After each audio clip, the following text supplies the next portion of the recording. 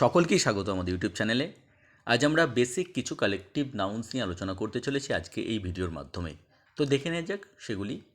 যেমন এক ঝাঁক পাখি, যেটাকে আমরা ইংলিশে বলছি এ ফ্লক অফ বার্ডস। এক পাল ভেড়া, এ ফ্লক অফ শিপ। এক ঝাঁক মাছ, এ সোল অফ ফিশ।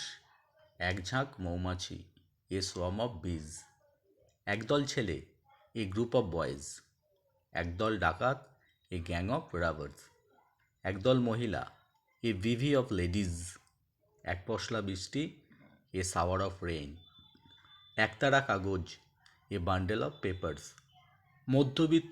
মধ্যবিত্ত শ্রেণী, the middle class of people.